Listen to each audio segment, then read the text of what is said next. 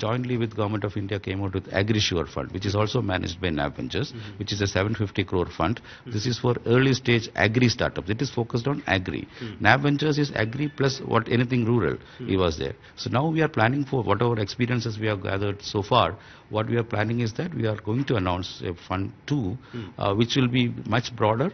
But then we are mindful that this sector, especially in rural sector, needs patient capital rather than venture capital. FPOs, many of them have been launched in recent times, but we're seeing that a lot of them aren't exactly profitable or viable. What do you think is the path forward towards profitability and viability insofar as the FPOs are concerned, and what's the way out?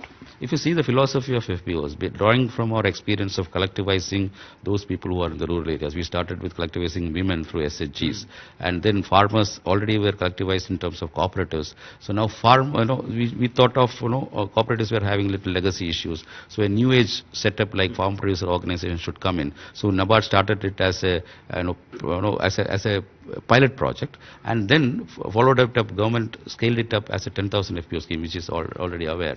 But problem is that FPOs have to be treated as startups. That mentality should be there. FPOs are new age enterprises. They are startups, but they need a lot of professional capabilities to lead. Farmers by themselves may not have that professional capability. So a CEO of FPO, he should be forward looking. He should have all wherewithal to plan for the businesses and such other things. And that is where once we scaled up the FPO program, this CEO-led or CEO dependency, where governance, his capabilities, that is where we are now going to address. So we are now having FPO accelerator programs.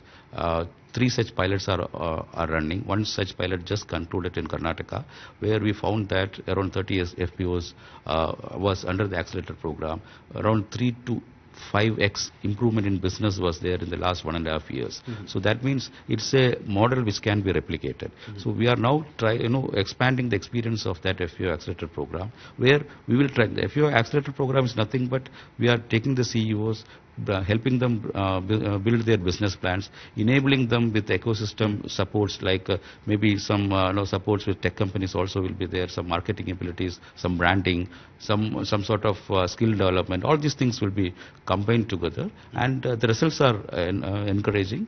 We would like to expand it to other parts of the country. So FPO movement is in early stages of saying that it is a runaway success. There are pockets of successes.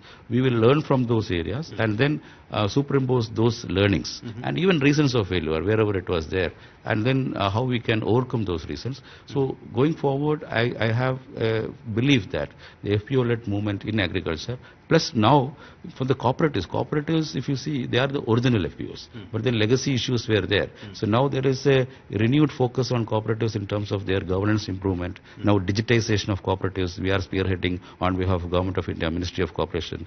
Government of India has formed this separate ministry itself.